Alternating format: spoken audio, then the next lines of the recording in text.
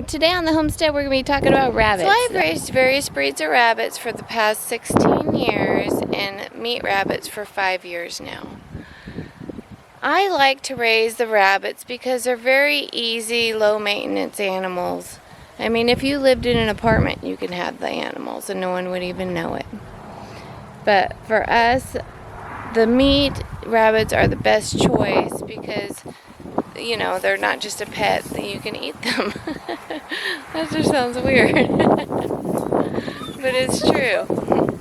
Our breeders, our girls and our boys are our pets, but then their offspring, the babies, the kids, we eat as food. And I am just happy knowing that I gave them a good life, and I know where my food comes from, and it's the same with all of my animals. I just like to know that they were raised happy, and I'm gonna eat meat anyways. I'm not just, I still go to the grocery store and blindly buy beef and pork because I haven't raised those. I did pork when I was younger, but me and my mom and my brother, my mom would split a pig with the neighbor, and then we'd have half a pig in our freezer.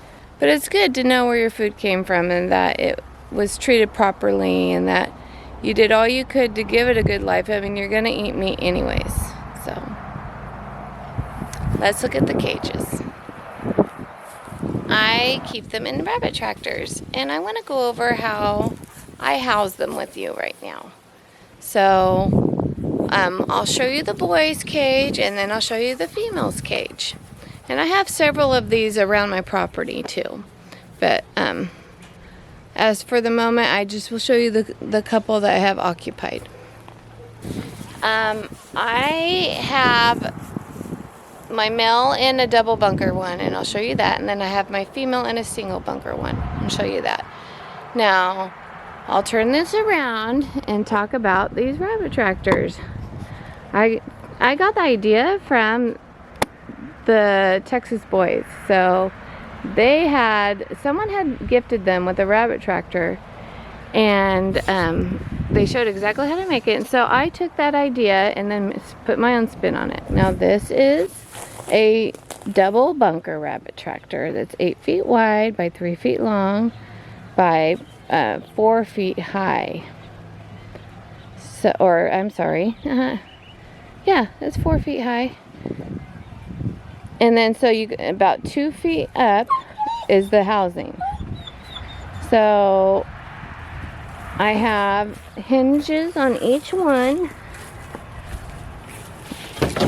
So it opens up. There's one half. There we go. So there's one half. And I have doors on here that I close for when we breed. So these doors will close because this is the boy hutch. They have doors because I breed them in the boys area. So this is a door, so I would have that there for the breeding purposes. The wiring is like 1 by 2 inch, I believe, wire. I think it's been so long since I bought the wire, but I believe it's 1 inch by 2 inch.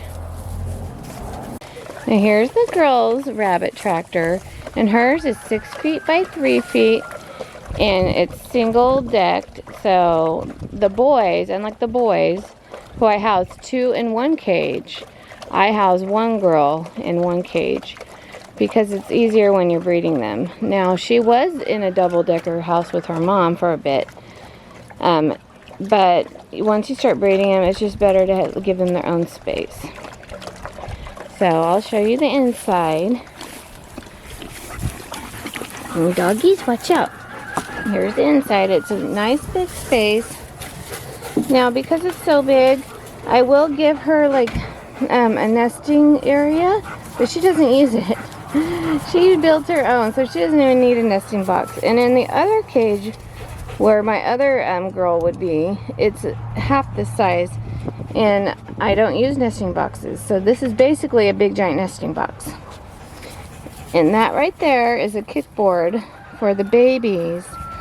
When they're nursing, when she leaves, it makes them fall off so they don't go out of this area. It works really well. So there's that. So what's neat about the rabbit tractors is that there is no mess to clean up. You move them every few days to a new patch of ground, and then so they're fertilizing at the same time as you keep them clean. So, and it's a helpful way to maintain feed. They harvest their own food. So I have hay all around here, and they love it. This is their dry hay, and I just move them from space to space to space. But in the summertime, I keep them deep under these trees right here. Under these big trees where it's really, really, really shady. They stay stationed there. But when it's cool, I move them around. And that's for most of the year. Probably about 8 months out of the year, they get moved around. And when they're stationed in one spot, I run the hose under to clean it. And then move it and rake it and then put it back. So that's about their housing, and then we'll get back to you and we'll talk about their watering system and how else I feed them. Okie dokie, y'all. We'll talk to you later. Peace.